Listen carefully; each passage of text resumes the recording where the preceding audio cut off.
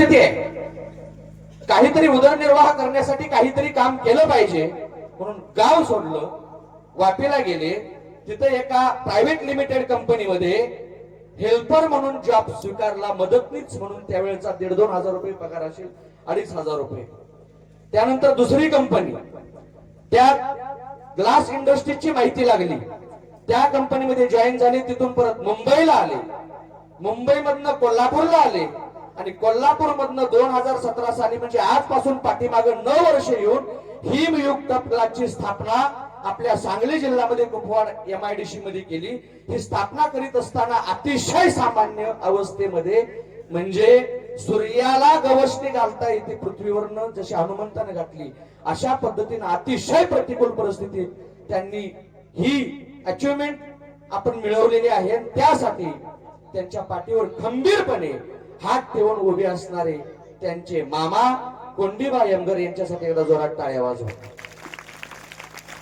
कारण बाप हा प्रत्येकाच्या जीवनामध्ये असतो. तुम्हाला ऐकून माहिती आहे की प्रत्येकाला म्हणताना असं म्हणलं जातं की अमुक अमुक एका व्यक्तीचं नाव घेतलं असतं, हे आमचे गॉडफादर आहे. तसे कृष्णा भाऊला गॉडफादर लाभले मामा म्हणून. आणि त्यावेळी त्यांना मदत करण्यासाठी कोणीतरी विटनेस पाहिजे होता, जामीन पाहिजे होता. आपल्या पूर्णत्वाचा त्याग करून निसंकोचपणे सर्वपणाने त्यांना समर्पण भावनेनं त्यांना जामीन राहिले, ते म्हणजे सचिन मराठे. बरोबर आहे ना? हे त्यांचे एकदा टाळ्या वाजवून स्वागत करा. आणि DC यमगर यांनीही त्यांना पुरेपूर मदत केली, त्यांच्यासाठी एकदा टाळ्या वाजवा. काय असते बघा, माणूस मोठा झाला का त्याचे सर्वजण नाव घेत असतात, कौतुक करत असतात, या बसा राम राम नमस्कार सगळं होत असते. पण गरीब सामान्य अवस्थेमध्ये त्याला कोणीही विचारत नसते पडळकर साहेब. कारण सामान्याला तेवढी किंमत कोणी देत नाही, मोठा झाल्यावर किंमत देत असतो. मोठा त्याला म्हणतात जो सर्वसामान्याला घेऊन मोठा होतो. ऐका, एक संदेश देऊन जाईल मी. उंच माणसाची सावली लांब पडली यात नवल नाही. उंच माणसाची सावली लांब पडली यात नवल नाही, कारण त्याची उंची तेवढी आहे. त्याच्या सावलीचं कौतुक वाटायची आवश्यकता नाही. बस ठेंगण्या माणसाची सावली जर लांब पडायला लागली तर ओळखून जायचंय सूर्यास्त होण्याची भीती आहे. ज्याची उंची कमी आहे त्यांना आपल्या सावलीला बघून हुरळून जायचं नाही. जास्त लांब सावली पडली म्हणजे सावली थोड्या वेळात मावळणार आहे. उंच माणसाची सावली लांब पडते म्हणजे त्या सावलीची उंची किती असावी. कृष्णा भाऊला गर्भ श्रीमंत जीवन जगता आलं असतं, काही अडचण नव्हती. हाय प्रोफाईल जीवन जगता आलं असतं. पैसा भरपूर आहे, पैसा आला का सगळं मिळत असते. पण ऐका, एखाद्या माणसाच्या उंचीचं कौतुक जर व्हायचं असेल, एखाद्याची उंची असामान्य असेल, 7 फुटाची उंची असेल, तर तो माणूस कोळेकर गुरुजी 7.5 फुटाच्या 8 फुटाच्या उंचीच्या माणसात फिरायला लागला तर त्याच्या उंचीचं कौतुक होत नसते. जर त्याच्या उंचीचं कौतुक विवेक व्हावं असं वाटत असेल तर त्यानं ठेंगण्या माणसात 4.5-5 फूट माणसाच्या उंचीत फिरलं तर त्याच्या उंचीचं कौतुक होते. श्रीमंत माणसाच्या श्रीमंतीचं कौतुक त्यावेळी होत असते तो गर्भ श्रीमंतामध्ये राहिला तर त्याचं कौतुक कोणी करत नाही. तो गरिबीत आला, त्याच्या श्रीमंतीचं प्रदर्शन न करता गरीबाला त्याचं दर्शन होऊ लागल्यानंतर त्याचं कौतुक असते. दर्शन म्हणजे त्यांना मदत करणे, आर्थिक रूपानं असू द्या, कपड्या लत्त्याच्या रूपानं असू द्या, त्यांच्या कौटुंबिक गरजा पूर्ण करण्याच्या उद्देशाने असू द्या. जो माणूस सर्वसामान्याच्या उपयोगाला येतो त्याला समाज जिवंत ठेवत असतो. जो माणूस सर्वसामान्याच्या उपयोगाला येत नाही त्याला कुणी सुद्धा आठवणी ठेवत नाही. त्याच्या पुढे पिढीत जन्माला येणारे त्याचे नातेवाईक सुद्धा त्याला विसरून जात असतात.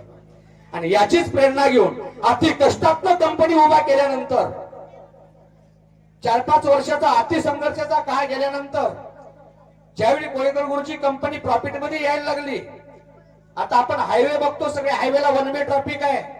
माघारी वळायच तर ब्रिजच्या खाली उतरून परत फिरून यायला लागते, परत 1 वे ट्रॅफिक चालू होते. पण 1 वे ट्रॅफिक मध्ये जात असताना जो माघारी वळून बघत असतो, ज्या गावात मी राहिलो, ज्या समाजात मी राहिलो, ज्या समाजात वाढलो, ज्या मातीत वाढलो, ज्या मातीचे मला संस्कार घडले, त्या मातीचं, त्या गावाचं, त्या समाजाचं मी काहीतरी देणं लागतो, मी ऋणी आहे, हे त्याची जबाबदारी असणारी, जाणीव असणारी माणसंच फक्त गावाकडे, मातीकडे, समाजाकडे वळून बघत असतात. जाणीव नसणारी माणसं वळून बघत नसतात. आणि त्यापैकी एक आमचे कृष्णाभाऊ रुपनर आहे ज्यांनी या सगळ्याकडे वळून बघितलं. एकदा टाळ्या जोरदार वाजवा. हे करण्यासाठी फॅक्टरीमध्ये काम करत असताना जेवढ्या माता भगिनी त्या सगळ्या माता भगिनींना बहीण मानून रक्षाबंधनाचा कार्यक्रम, त्यांची ओठी भरणे, त्यांना सप्रेम भेट देणे, त्याचबरोबर गिरनार यात्रा निशुल्कपणे अनेक भाविक भक्तांना, गिरनार हे दत्ताचं एक महत्वाचं ठिकाण आहे गुजरातमध्ये, ती यात्रा, आणि त्यानंतर आज 3 वर्ष झालं काशी यात्रा, प्रयागराज, महाकालेश्वर, उज्जैन, जे अति सर्वसामान्य माणसं आहे जे काशी काशी म्हणून मरतात पण काशीला कधी जाणं होत नाही, त्या सर्वसामान्य माणसाला, गरीब माणसांना, गावाकडच्या माणसांना मोफतपणे जेवण, खाणं, पाणी आणि काशी तीर्थयात्रेने सगळ्यांचे दर्शन घडवणारे मला वाटते आपल्या पूर्ण भागात एकमेव माणूस आहे ते म्हणजे कृष्णा रुपनर आहे. टाळ्याची कंजूशी करू नका, आपण जर दुसऱ्यासाठी टाळ्या वाजवल्या आपल्यासाठी कोणतं वाजवेल. त्याचबरोबर नुसतं हेच नाही, गरीब विद्यार्थ्यांचा शिक्षणाचा खर्च, आज वाढदिवसाची पद्धत सुरू झाली, तुम्ही बघता वाढदिवस रस्त्यावर करायचे, सगळीकडे पद्धती चालू झाल्या, गाडीवर केक कापायचा, तोंडाला केक थापायचा, फटाकडे वाजवायच्या, दारू पिऊन तंग व्हायचं. बरोबर आहे ना? लहान मुलांचे वाढदिवस सुद्धा मोठमोठ्या 5 स्टार 3 स्टार 4 स्टार हॉटेलला केले जातात. पण प्रेरणा कृष्णा भाऊकडनं अशी घ्यायची आहे, त्यांच्या मुलीचा वाढदिवस कधीही मोठ्या पद्धतीत साजरा न करता अति सामान्यपणे साजरा करत वृद्धाश्रमामध्ये साजरा करतात आणि वाढदिवसाच्या निमित्तानं ढोंगबाजी न करता त्या वृद्धांना कपडे, त्यांना गोळ्या औषध आणि त्यांना अन्नदान केलं जातं. ही समाजाकडे मागे वळून बघण्याची रीत, त्याला माणूस म्हणत असतो. तर आपल्या सर्वांना मार्गदर्शन करणारे आज प्रमुख पाहुणे वक्ते म्हणून लाभलेले सन्माननीय हंकारे सर यांचं आगमन झालेलं आहे. ऐका, तर यासाठी हे सगळं करत असताना माणसाची सेवा आपल्याकडनं होत आहे, आपल्याकडनं मुक्या प्राण्याची सेवा झाली पाहिजे म्हणून आपल्याकडे एक चांगली परंपरा आहे. ती परंपरा म्हणजे आपल्या भागातनं चिंचणी यात्रेसाठी बऱ्याच बैलगाड्या जातात आणि त्यामध्ये चोरुचीचा सिंहाचा वाटा आहे, कारण 50-55 गाड्या एकट्या चोरुचीतनं जातात. मुक्या प्राण्याची सेवा व्हावी म्हणून त्या बैलांना गोळी पेंट कोळेकर गुरुजी, तिथे गेल्यानंतर वैरण मिळत नाही, ओल्या वैरणीचा चारा आणि औषधाचे किट आणि डॉक्टर सोबत कुठे अडचण येऊ नये म्हणून ही मुक्या प्राण्यांवरची सुद्धा सेवा आहे. एका शब्दात मी सांगतो, आमचे कृष्णाभाऊ किती मोठे झाले बरं का सुरेशराव, किती मोठे झाले बरं का सर. 2 मिनिटात संपवतो सगळं शेत. भगवान श्री कृष्ण गोकुळामध्ये जन्माला आले, ते सर्वसामान्य सगळे गोपाळ आहे, पेंद्या, वाकड्या, बोबड्या, सुदाम्या, श्रीदाम्या, मधुमंगल सगळे गोपाळ आहे, सगळे गायी राखणारे, आपल्यासारखे अति सामान्य. या कृष्ण अवताराला आलेले सगळे गोपाळ घेऊन मिळवले आणि ज्यावेळी गोकुळावर संकट आलं त्यावेळी आता आश्रय कुठे घ्यायचा आहे, धोधो पाऊस पडतो, भगवंतानं सांगितलं हा गोवर्धन पर्वत उचलायचा आहे आणि या गोवर्धन पर्वताला सगळ्यांनी आपल्या काट्या लावा, बांबू लावा, आणखी काही टेकन लावा, सगळ्यांनी टेकन लावले आणि भगवान श्रीकृष्ण सर्वांच्या मध्यभागी फक्त करांगडी लावून उभे होते. दादासाहेब एकानं बघितलं तर आम्ही एवढे काट्या लावल्या, बांबू लावले, तुमचे टॅन्ट लावले, नाटक करतो का म्हणले करंगडी लावून, काय करंगडी तुझी. आणि भगवान श्रीकृष्णानं करंगडी काढायला लागल्या बरोबर विवेक काट्या मोडायला लागल्या, बांबू वाकायला लागले, आवाज व्हायला लागला, मग सगळे घाबरले, लाव लाव लाव लाव करंगडी लाव, करंगडी लाव. मला यात सांगायचा उद्देश काय आहे, हे आता आपण सगळे बॅचमेट असणारे दादासाहेब, हे आपण सगळे गोपाळ आहे, पेंद्या, वाकड्या, बोबड्या, सुदाम्या, श्रीदाम्या, मधुमंगल. आणि या कृष्ण उभा राहा, यात कृष्ण मोठा किती झाला तर करंगडी लावण्या एवढा मोठा झाला. तुमच्या संवेदना संपल्या काय? तर म्हणून एका वाक्यात मी सांगितलं, मोठा केवढा झाला, करंगडी लावण्या एवढा मोठा. मग करंगडी लावण्या एवढा मोठा म्हणजे काय, इथून पुढे सुद्धा कोणत्याही कार्यक्रमात काही असू दे, तुम्ही फक्त बोला, ते नाही म्हणणार नाही. आणि याला सहकार्य करणारे सगळे दादा वगैरे आम्ही सगळी मंडळी, आता प्रत्येकाचं नाव घेत नाही, सुरेशराव, विवेकराव, जरी सगळ्याच घेतलं तरी आणि राहून जातं हे की नाही, महेशराव, तरी तुमचं आलंच. म्हणून सर्वांना धन्यवाद देतो हजर झाल्याबद्दल. सर्वांनी वेळात वेळ काढून इथं हजर झाला आणि इथून आतापर्यंतचं आयुष्य त्यांचं गेलेलं आहे आई वडिलांच्या आशीर्वादानं, साधू संतांच्या कृपेनं. पण इथून पुढचं आयुष्य त्यांना सुखाचं, समाधानाचं, भरभराटीचं आणि ऐश्वर्याचं जाऊन जास्तीत जास्त त्यांच्याकडून अशी समाजाची, गोरगरिबाची, दीनदलितांची, मुक्या प्राण्यांची सेवा हो आणि उत्तर त्यांच्या जीवनामध्ये भगवान त्यांना भरपूर यश औदार्य प्रदान करो ही भगवत चरणी प्रार्थना करून थांबतो. जय हिंद, जय महाराष्ट्र. धन्यवाद सागर महाराज. यानंतर 2 मिनिटं आपलं मनोगत व्यक्त करण्यासाठी येत आहेत तिसगी हायस्कूलचे मुख्याध्यापक ब्रह्मदेव यमगर सर चोरुची गावच्या वतीने आपलं मनोगत व्यक्त करत आहेत ब्रह्मदेव यमगर सर. हॅलो. आज आपल्या गावचे सुपुत्र तुम्हा सर्वांचे लाडके कृष्णाजी रुपनाथ शेठ यांच्या वाढदिवसाच्या निमित्तानं आणि आलकुडचे ओलेकर सर यांच्या विद्यालयाला पॅनल बोर्ड देण्याच्या कार्यक्रमाच्या निमित्तानं उपस्थित व्यासपीठावरील सर्व मान्यवर, 2-3 हायस्कूलचे सर्व विद्यार्थी, गावातील सर्व नागरिक, परगावून आलेले सर्व मान्यवर आणि या विद्यालयाचे सर्व शिक्षक शिक्षकेतर स्टाफ.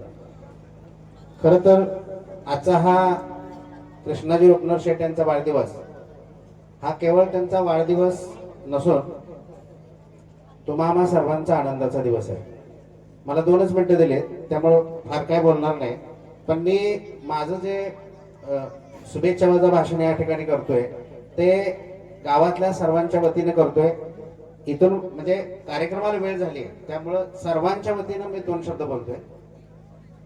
खरं तर कृष्णाजी रुपनाथ शेठ यांच्या बाबतीत बोलायचं झालं तर मी एवढंच म्हणेन की माणूस किती वर्ष जगला याच्यापेक्षा तो कसा जगतोय याला फार महत्व आहे. कृष्णाजी रुपनाथ शेठ मला वाटते 30 वर्ष असतील त्यांची, पण 30 वर्षामध्ये संपूर्ण आयुष्यामध्ये जे काही करायचं आहे ते त्याने करून दाखवलेलंच आहे. प्रत्येक या भागातल्या आणि गावातल्या अगदी लहानतोर मंडळींना पर्यटन करून आणणं, विशेषतः तीर्थक्षेत्रांना जाऊन आणणं आणि मागेन त्यांना मदत करणं.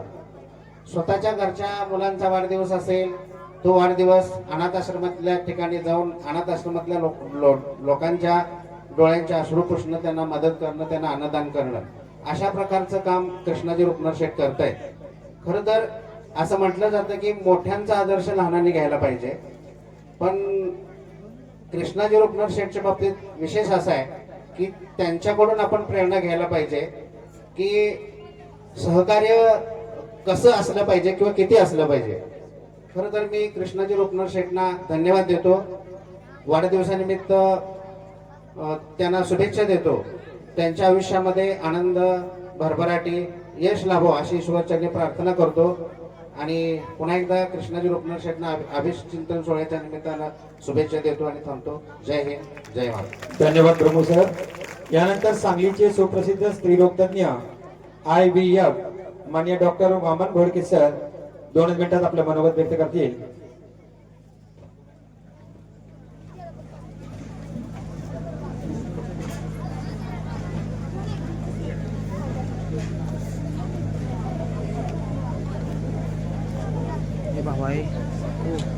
व्यासपीठावरील सर्व मंडळी, मुख्याध्यापक, शिक्षक आणि शिक्षकेतर वर्ग, विद्यार्थी आणि पालकजन हो, तुम्हा सर्वांना माझा नमस्कार.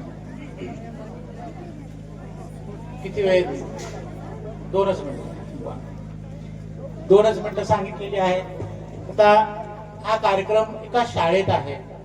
शाळा ही एक विद्येचं दैवत आहे. ज्या देवळामध्ये शिक्षक हे देव आहेत आणि आपण सर्वजण ज्ञानार्जनासाठी त्यांचे भक्त आहोत, असा एक माहोल म्हणजे शाळा. आजच्या शाळेचा हा कार्यक्रम ज्यांच्यामुळं संपन्न होत आहे ते कृष्णाभाऊ रुपनूर साहेब. जस्ट 2 दिवसापूर्वीच मी त्यांच्या कंपनीत गेलो आणि खरंच शून्यातून विश्व निर्माण करणं म्हणजे काय असतं हे त्यांच्या कार्याकडे बघून लक्षात येतं. त्यांच्या वाढदिवसानिमित्त मी गेलो होतोच, पण तुमच्या आणि माझ्या सर्वांच्याकडून मी परत एकदा त्यांना उदंड आयुष्याच्या शुभेच्छा देतो. आणि ओलेकर सर म्हटले आता की मुलांना घेऊन या, की त्यांचा कारखाना एकदा मुलांनाही दाखवा. निश्चितपणे हे एक प्रेरणेचं ठिकाण आहे सर, आणि जिथं मुलांना तुम्ही घेऊन जाऊ शकता आणि त्याच्यातून मुलं प्रेरणा घेतात. आता शाळेचे घटक प्रेरणा, शिक्षण ह्याचे घटक कोणते आहेत? तर शिक्षक हा एक प्रमुख घटक आहे. मी सांगितलं तो देव आहे. मुलं आणि पालक. तर जेव्हा आपण सर्वजण मोठे होतो, नेहमी समाजात काय होतं, आपल्याकडे असतं त्याच्यापेक्षा आपण नेहमी कमी देतो. हे एक सर्वसामान्य परिस्थिती आहे. पण शिक्षक ही एकच या समाजातली घटक अशी आहे की ज्यांच्याकडे आहे त्याच्यापेक्षा जास्त द्यायचा प्रयत्न करतात आणि त्यांच्यापेक्षा त्यांचे विद्यार्थी मोठे झाले की त्यात आनंद मानतात. असा समाजातला एकमेव घटक म्हणजे फक्त शिक्षक आहे. तर शाळेच्या कार्यक्रमात आपल्याला शिक्षकांना विसरून अजिबात चालणार नाही. म्हणून शिक्षक किती मोठा असतो, शिक्षकांची सर्व्हिस ही साधारणपणे एक 25 वर्ष तरी किमान होत असेल आयुष्यात. 25 पिढ्या तयार करणं, 25 पिढ्याचे सगळे जे काही आमच्यासारखे डॉक्टर्स असतील, वकील असतील, उद्योगपती असतील, हे तयार करण्याचं सामर्थ्य ज्याच्यामध्ये आहे, ती एवढी सामर्थ्यवान व्यक्ती म्हणजे शिक्षक आहेत. कारण आम्ही सर्व फक्त शिक्षकांच्या मुळेच उभा राहिलेलो आहोत.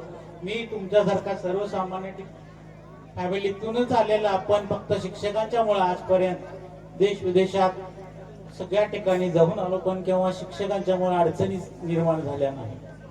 दुसरं, विद्यार्थी मित्रांनो, आज वाढदिवस आहे कृष्णाभाऊंचा, ते कसे मोठे झाले याच्यातून आपण काय शिकतो हेही तितकंच महत्वाचं आहे. मग शिकण्यासाठी काय लागतं? शिकण्यासाठी एक ध्येय लागतं. मला एक उद्योगपती व्हायचंय, मला डॉक्टर व्हायचंय, मला इंजिनियर व्हायचंय. आयुष्यात आपल्याला काहीतरी व्हायचं आहे, याचं ध्येय तुमच्या समोर असणं फार महत्वाचं आहे विद्यार्थी मित्रांनो. कारण ध्येय असेल तरच आपण स्वप्न बघू शकतो, आणि स्वप्न बघितली तरच आपल्याला स्वप्नपूर्तीसाठी वेळ काढता येतो. बऱ्याच जणांना असं वाटतं की मला घरी गेले की काम असतं, शाळेत सर अभ्यास सांगतात, तो अभ्यास होत नाही, मग आम्ही काय करायला हवं? आवड असेल की सवड निघते, आपली अगदी छानशी मराठी म्हण आहे. त्याच्यासाठी ध्येय असणं गरजेचं आहे. तर ओलेकर सरांच्या टेबलवरच मी एक पुस्तक पाहिलं, या संशोधनाशिवाय जीवन अशक्य. डॉक्टर प्रबोध चौबेंचं एक पुस्तक तुमच्या टेबलवर मी आता पाहिलं. एक प्रोत्साहन म्हणून घ्या. तर स्टेफेन हॉकिंग नावाचे एक शास्त्रज्ञ होऊन गेले, ज्यांनी अवकाशात खूप संशोधन केलं. 21व्या वर्षी माणसाला पॅरालायसिस झाला, व्हीलचेअरवर बसावं लागलं, नंतर हाताने लिहायचे बंद झाले, नंतर तोंडातून आवाज यायचा बंद झाला. पण अशा परिस्थितीत सुद्धा 55 वर्ष माणसानं संशोधन केले आणि 73व्या वर्षी ते या जगाला सोडून गेले. का झालं हे? त्यांच्याकडे ध्येय होतं. ध्येयाबरोबर सातत्याची जोड द्यायला हवी मित्रांनो. सातत्य म्हणजे काय? तर एक महान लेखक आहेत जेम्स क्लिअर म्हणून, ज्यांनी सांगितलं की जे ऍक्सिडेंट झाला, पडले, चालता येत नाही, आता काय कामाचं नाहीये, पडून राहिला बेडवर. मग त्यांनी काय केलं की आठवड्यातून फक्त 2च दिवस, सोमवार आणि गुरुवार, लिखाणाला सुरुवात केली. 1 वर्ष झालं. त्याच्यानंतर 1000 निबंधांचं एक पुस्तक त्यांनी पब्लिश केलं. तसं आपण का नाही करू शकत? जर आठवड्यातून आपण 6 दिवस काय अभ्यास करू शकलो, तर किमान 2 ते 4 दिवस तरी अभ्यास नक्कीच करू शकतो मित्रांनो. आता अभ्यास अभ्यास अभ्यास, सगळेजण अभ्यासच सांगतात, शिक्षक अभ्यास सांगतात, पालक अभ्यास सांगतात. अभ्यास सर्व विद्यार्थ्यांनी जोरदार टाळ्या वाजवून स्वागत करायचं आहे. आमदार सर आलेले आहेत, सर्वांच्याकडून त्यांचं स्वागत झालेलंच आहे. तर विद्यार्थी मित्रांनो, अभ्यासच करायचा का? तर चांगले मित्रही असावेत. मित्र कोणते असावेत? खेळाला चल म्हणणारे, पण खेळून झाल्यावर अभ्यासाकडे पण चल म्हणणारे मित्र असावेत. मुलं आणि मोबाईल. आताच ओलेकर साहेबांनी आपल्या शाळेला एक इंटरॅक्टिव्ह पॅनल दिला. मुलांनी मोबाईल घ्यायचा का नाही, पालकांनी मुलांना मोबाईल द्यायचा का नाही. आपली मुलं जर या समाजात टिकायचे असेल तर त्यांना मोबाईल द्यायलाच पाहिजे, पण मोबाईलला मुलांच्यावर सवार न होता मुलांनी मोबाईलवर सवार व्हायला पाहिजे, ह्याची काळजी पालकांनी घ्यायची आहे. कारण आज क्लिक केलं की आज जगातलं सगळं नॉलेज इंटरनेटवर मिळतं. जो इंटरॅक्टिव्ह पॅनल कोलेकर साहेबांनी दिलाय त्याच्याबद्दल संस्थेने धन्यवाद मानलेलेच आहेत आणि आम्हीही मानतो. तर मित्रांनो, आता आपले प्रमुख पाहुणे आलेले आहेत, त्यांच्या व्याख्यानासाठी आपण सगळे थांबलेलेच आहात. तर मी इथंच थांबतो. तुम्ही छान अभ्यास करा, मोठे व्हा, ध्येय ठेवा, स्वप्न पहा आणि आपल्या शाळेचं नाव लौकिक करा. शाळेकडे पुन्हा वळून पहा, आपल्या गुरुजनांचा आदर करा. आजचं शिक्षण हेच उद्याचं भविष्य आहे मुलांना, त्यामुळं शिकत राहा, अभ्यास करत राहा. धन्यवाद. धन्यवाद डॉक्टर साहेब. यानंतर 2 मिनिटात शुभेच्छापर आपलं मनोगत व्यक्त करण्यासाठी कवटेबंका पंचायत समितीचे गट विकास अधिकारी मान्य बांगे साहेब 2 मिनिटात आपलं मनोगत व्यक्त करतील. याचबरोबर मान्य कृष्णा रुपनर शेठ यांच्या सौभाग्यवती याही इथं आलेल्या आहेत, तरी त्यांनी स्टेजवर यायचं आहे. आजच्या या आणि कृष्णभाऊ रुपनर यांच्या उद्योगपती यांच्या वाढदिवसाच्या कार्यक्रमानिमित्त तसेच प्रख्यात व्याख्याते मान्य वसंत हंकारे यांच्या व्याख्यानानिमित्त या कार्यक्रमानिमित्त जमलेले सर्व आदरणीय सर्व सत्कार व्याख्याते, सर्व व्यासपीठावरचे सर्व मान्यवर, विद्यार्थी, शिक्षक मित्रांनो, सर्वांचं या कार्यक्रमानिमित्त सर्वांना शुभेच्छा देतो. थांब.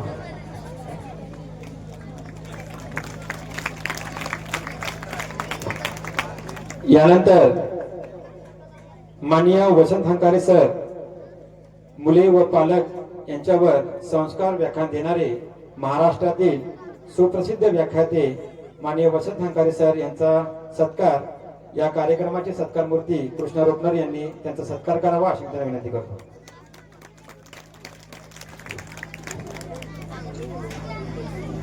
जोरदार टाळ्या वाजवून सर्व विद्यार्थ्यांनी.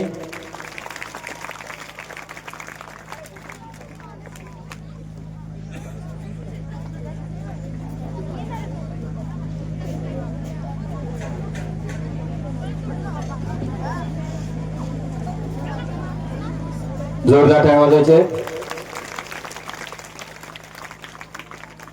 यानंतर ज्या कार्यक्रमासाठी आपण सर्वजण उपस्थित राहिले आहात असे कृष्णभाऊ रुपनर यांच्या वाढदिवसानिमित्त केक कापण्याचा कार्यक्रम आता संपन्न होत आहे. तरी सर्व मान्यवरांच्या उपस्थितीमध्ये कृष्णभाऊ रुपनर यांचा केक कापून त्यांचा वाढदिवस साजरा करण्यासाठी साजरा करायचा आहे.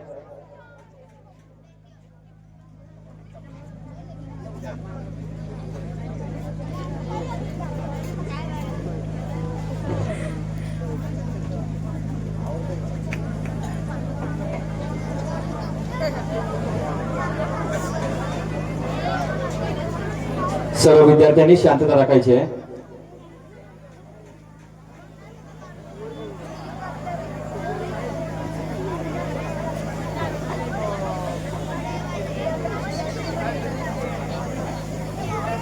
त्याचबरोबर चोरोची ग्रामपंचायतच्या वतीने उपसभापती रावसाहेब पाटील यांच्या वतीने त्यांचा सत्कार होत आहे.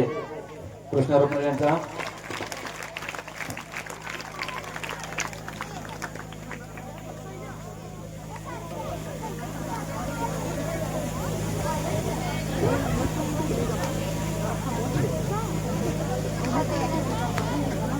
त्याचबरोबर चोरोची गावचे सरपंच यांच्याही वतीने कृष्णा रुपनर यांचा सत्कार होत आहे.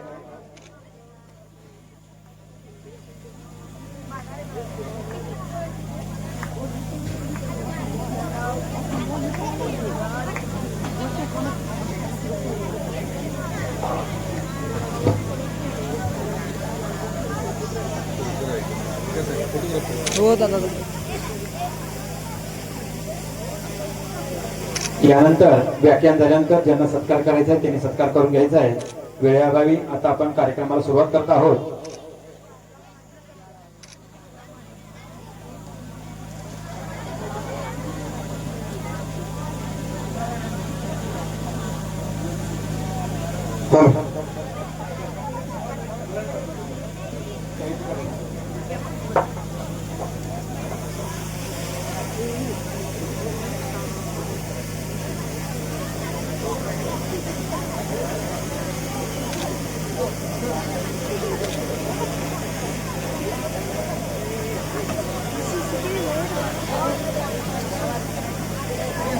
यानंतर ज्या कार्यक्रमासाठी आपण इथे उपस्थित राहिला आहात असे महाराष्ट्रातील सुप्रसिद्ध व्याख्याते माननीय वसंत हंकारी सर यांचा कार्यक्रम सुरू होत आहे, त्यांचं व्याख्यान सुरू होत आहे.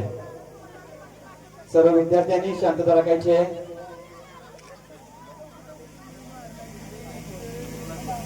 त्याचबरोबर आलेल्या सर्व विद्यार्थ्यांसाठी, तिन्ही विद्यालयाच्या विद्यार्थ्यांसाठी श्री कृष्णा रुपनर शेठ यांच्या वतीने वही व पेन याचं वाटप करण्यात येईल.